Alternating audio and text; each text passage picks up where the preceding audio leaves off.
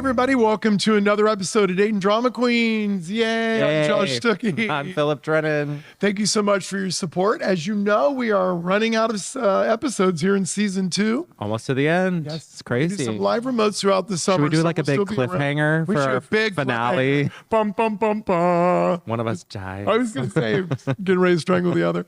Anyway, we've got a great guest with us today. I mean, all about Dayton, all about everything that goes on in the city. It's Libby Ballengee, everybody. Thank you. Thanks for being with us today. Have you? Absolutely. This is just a delightful way to start the day. It is. So to start off with, are you from Dayton?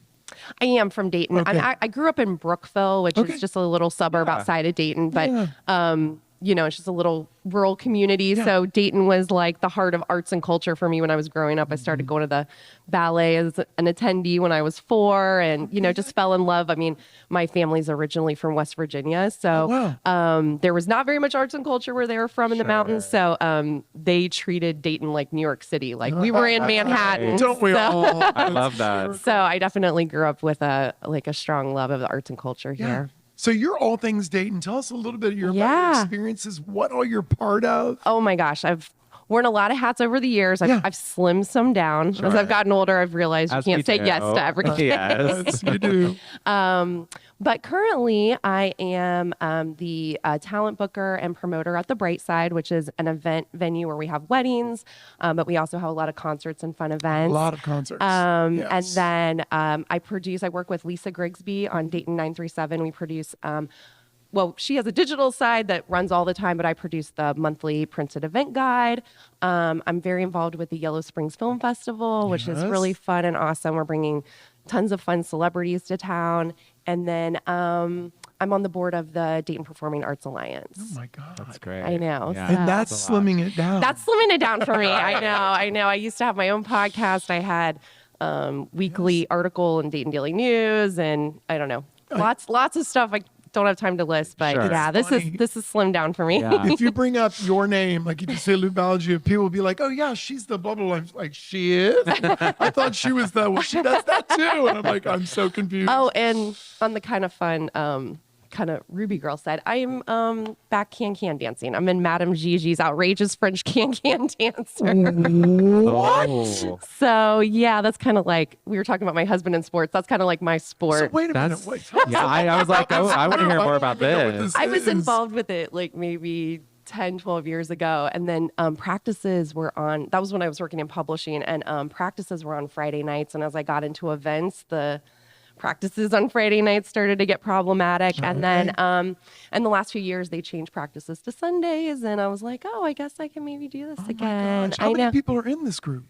About, I would say like 16 of us or something. I have nothing. What's about absolutely that. crazy is we're the only can group in the United States other than a group in San Francisco, and they only do 2 performances a year. So like we travel to Milwaukee, Houston, Texas, like all over the country because I guess there's not very many can groups in the United States. That is really cool. I know. So right here in Dayton, Ohio. Once again, here we go. Do you do live performances here in Dayton as well? Yeah, we just did Middletown Pride and World Affair. We always are at World Affair and German Fest. Okay. We do the German picnic in Cleveland too. That is so kind of cool. I know. That. So flipping back High to kicks. High kicks. Flipping back to the Brightside. Yeah. I mean, I think people think of the Brightside as a wedding venue. Yeah. Or home of Battle of the Bands, which Yep. I was so glad when they came back. Thank you. I've always loved Battle of the Bands. Thank you. But what else does the Brightside really produce, and who's been there that we may know? Well, honestly, I mean, we've got those 2 main categories of weddings and concerts, but we do have a lot of other either, corporate events, like the smaller events. We've got a new room called Side Door, so it's great for like, your bridal showers and birthday parties and stuff like that. But we do have some film events. We have a lot of wellness events. So we have a lot of Didn't know that. Yep. Okay. A lot of sound bath. We just had this guy coming through from Australia who did these, and it was completely sold out in the ballroom. Wow. Like yoga mats all over. So and that was the sound bath thing? that was one of the sound bath things, but it was a little bit more involved. He has like the didgeridoo and all the things. So yeah, we really try to be have a lot of different styles. We have food truck rallies, silent disco. So, Yes. of course, we don't currently have a dance club downtown or big dance true. club. So it kind of helps fill that void a little bit. And right now I'm really working hard on developing our new space actually into kind of more of a third space for younger people.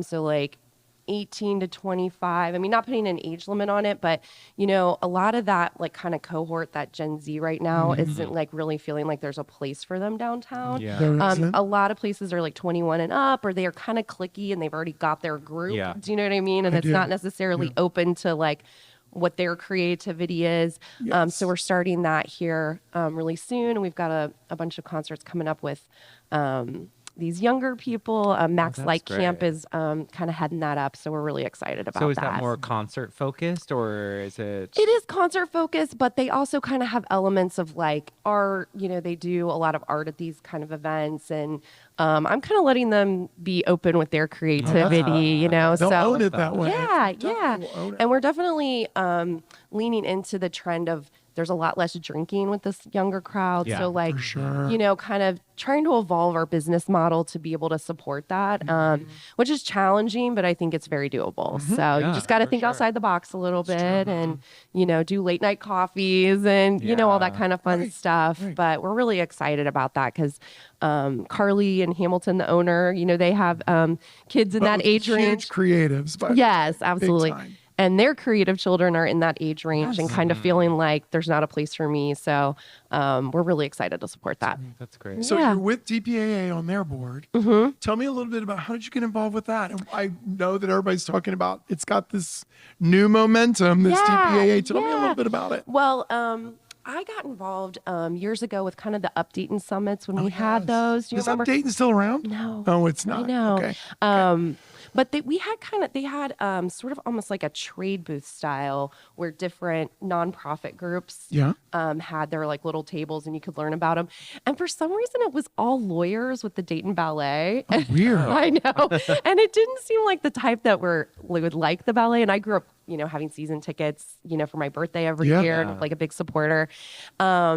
And it was called the Dayton Ballet Bar. And like, it was kind of a double entendre on bar with like the lawyers and stuff. Bum, But yeah. And Jim Butler, who's currently at Thompson Hine, he's on the board with me currently right now. He was leading that up and it was like their young lawyers passion project was the ballet. Okay. And I just kind of got involved. I've been a volunteer for the ballet since like 2007, so a Okay. long time. Well, and then, you've seen a lot of change in that. yes, Yes. I went through the merger, Yes. through Yeah. all that kind of stuff. So I'm really excited right now because we've had like such a strong legacy, but I'm excited to see what our new incoming Philharmonic artistic director is going to be doing. I think that's going to be such a nice breath of. We have all new artistic directors from the Which last is couple of crazy. years. Yeah, so I feel like we're kind of have new momentum going forward, like you Yes. said. So Well, I'm that table event that was last weekend. Yeah. Oh, sorry. We're not just telling things. I don't remember when it Yesterday was. or 3 months ago. I don't know. Not really sure. But that was really cool. Yeah, Talk about that too. 'Cause Yeah, that was a great idea. We did a new sort of tablescaping fundraiser for the DPAA. Yes. And there was a cocktail party one evening, and then the next day a luncheon. Had a great speaker. Yes. It was just like, Incredible. again, kind of thinking outside the box. And I think just rethinking fundraisers and getting how to people engage. involved and- Exactly. for we sure. we talked about this before. The thing about Dayton is at a fundraiser, they want to do something. Yeah. They don't want to sit back and they want to be part of something. And that's Yeah. just kind of the culture of our city, Uh-huh. which is kind of what you did. Yep. Got people involved in a unique and different way. So Yeah. it's great. Yeah, it was So really what what do you love to do when you're just, you Out and about. yourself, out and about? Yes. I mean, I actually do still love to go see live music, even though I host a lot of it. Yeah. There's Yes. nothing more than like me being at an event that I'm not in charge of. I'm like, Sure. Yeah. this is nice. Sure. Let me sit back. So, I enjoy just going out like I normally did. I Yeah. just feel like I have a little bit less time for it since Sure. I'm hosting Sure. so much. And obviously I'm dancing now. Yes. But as much as I can support, within Yeah. my time bandwidth, I love to, do the old school stuff, go to the Oregon district, Mm-hmm. bounce around town. And I have a fabulous husband You and do. a little He's a dog. great So man. spending time I with was gonna them. say that probably takes up a lot of the free time. Absolutely. Of course it Absolutely. does. Yes. So that's wonderful. But yeah, my newest project, the film festival, the Yellow Springs Film Festival, that is also just something I'm spending a lot of time on, and I'm really excited. At the Little Art? So it's at the Little Art, and it's also at the Foundry, which is on Antioch campus. Oh, really? Uh-huh. Okay, Yeah, I'm not it's familiar with that. So we kind of breathed life back into it. We were one of the momentum, Yes. like, let's get this like up and rolling again. But we've had Fred Armisen, we've had Walter Goggins, guys from Wu-Tang.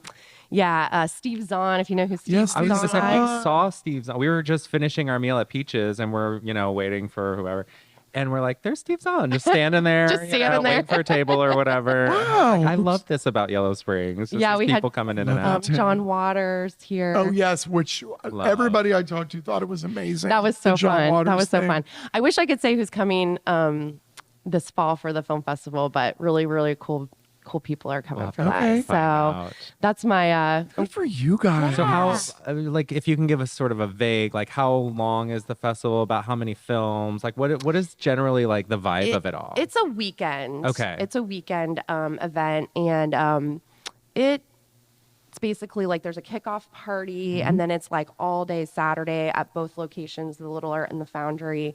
And there's usually some kind of party Saturday night, and then it's pretty much, for the most part, all day Sunday, and then a closing party. Okay. Yeah. That's fun. I know, super And fun. like anybody can go to all of this. Okay, yeah. Yep. So there's badges where you can go to all the films, Okay. but the special events, like the stuff where it's like Fred Armisen or the celebrities, is usually a separate ticket for Okay. those. You know, I love that you're doing some of that in the Little Art. Yeah. That is a long-standing yeah. theater in yeah. this community. Yeah. And people love that place. Oh, yeah. And I heard there's all kinds of committees working their ass off to save that as well. Absolutely. And Steve Bognar has been like a Oh, really, God, he's incredible. he's so great. And He needs to be on the show. Sorry. Yes, Yeah. yeah. He's been such a great supporter, and he did a couple really nice events there. So Yeah. he's been integral into Yeah. helping us get some really nice That's great. films. And so When you're curating something like that, or even just booking, acts throughout the year at the Yeah, Brightside, absolutely. how do you kind of go about? I mean, I'm sure you have a lot of people reaching out to you. Yeah. But then do you kind of look for new things to sort of? Absolutely. Yeah. Yeah. How do you go about that? Well, I've started to kind of have, like, especially at the Brightside, a certain like audience that's been coming real regularly that are Yeah. like real passionate music lovers. And I feel like there's a little bit of a style that they're looking for that they're maybe not finding at other locations. Like, and it's no shade to other locations. Sure. Like those have, their Everybody's got their specific, value. yeah, there's just a lot of like hard rock, if that makes sense. There's a lot of like that kind of old school, like Dayton indie vibe. I tend to book a little bit more like funk, jazz. I definitely have a feminine perspective. Yes. But yeah, a little bit more jam bands and that kind of thing. So there are certain things that I'm like, oh my gosh, this is so cool. Or I saw it New Orleans Jazz Fest, or I saw it in Right. Greenwich Village, and I'm like, please come to Dayton. And it's been really good now to have some stability at a certain venue, because I've started to really build some like really great relationships, and people are like, okay, for some reason this is going to California, New York, and then Dayton. Right. Why is this in Dayton? I don't get it. But one of the cool things about the Brightside is the bridal suites upstairs. All the couches pull out and turn into beds. So we actually let people stay up there. And when they're coming from New York, Oh, yes. they're like 8,000 square feet all of a sudden. They're like, Yes. we're moving in. Right. Yes. We're going to have Sure. to. We started some of the bands from New Orleans. They were on a Chicago show, and they were like, Dayton. We're looking at property. Like, we can't wait to move there because they're, just kind of blown away by like the affordability and the hospitality. We definitely try to throw in all that Midwestern charm. For One of the sure. people I was so like, starstruck from a musical standpoint to bring, she got her nails done at Square One. Oh my gosh, who was this? Her name's Jennifer Hartswick. Yeah. She's a jazz musician, and I just am absolutely obsessed with her. Yeah. She's in bigger bands, so I've seen her perform at like Madison Square Gardens and stuff. okay. But she's not a super familiar name. But we're trying to kind of throw in the Yeah. love chair that. massages and like just really trying to make a Yes. Dayton a destination for these For like sure. celebrities and people that are coming That's into so town. great. Yeah. What a fun thing to do. For I our know, town. I know. It's really cool. We kind of took that model from some other venues Carly and I went to where they were like on a river and they were having people kayak, and I'm like, okay, in January, I can't, Right. I can't figure out a kayaking trip. But thankfully, we're right down the street from Square One. That's right. Come on, square one. That's great. But like speakeasy yoga, and Yes, we can, like yes. there's just a lot of like cool things on 3rd Street now. I mean, I love how much that's developed. Webster Station is really unbelievable. Yeah, It it's is. just we have great neighbors with Swainio and Tender Mercy, and like they brought all the hospitality for the John Waters event. Yes. And, like fed him, and it was really nice. So, just having that like swankiness on Totally. 3rd Street, like who would have thought? Who would have thought? No, for real. You're Like exactly right. 25 years ago, you're Yeah. like, oh, swanky on 3rd Street, Yeah. But Yes. yeah, people are, we take celebrities to Tender Mercy and stuff all the time, and they're like, I'm in Dayton, Ohio. where am I right now? Where am I? It's true. Yeah, so we're really trying to build up that Yeah. kind of reputation and just kind of regionally, And- because it's really important. I mean, this is why businesses choose cities. Yeah. This is, we just went through that whole Cincinnati went through that whole fight for Sundance, and I'm Yes. like, why can't we build our own Sundance? And, Yeah. just all those kinds of things. So, I'm kind of just one of those crazy people that thinks I love that it it. can happen here. So It can. And you have the town support. I mean, that's what Yeah. we Absolutely. love about this city is we It want hurts, man. to do these things. We want to do bigger things and kind of like show off what we got. Yeah. yeah, absolutely. It's true. So, Dayton 937. Yeah. What's your affiliation with that? Because I know you and I write for 937. Yeah. As you know, the entertainment pieces Yeah. of it. But what exactly do you do? Because I don't even know. Well, what happened is when we were coming back from COVID, obviously 2021 was really hard for promoters such as me and Lisa Grigsby and stuff. People were worried. People were scared. Politically, it was the masks and the vaccines and like, Yeah. oh my gosh, it Lord. was so hard to Yes. navigate all of that. And Lisa and I were just really feeling like the lack of having the Dayton City paper.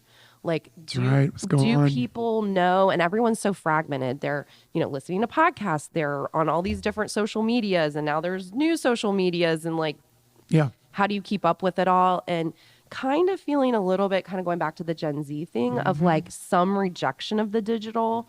I had an event with some younger people, and they were incensed to think that I was going to put something on Facebook. Yeah. Like, Oh, yeah. so I That feel word. like that's starting to like maybe come back to like paper.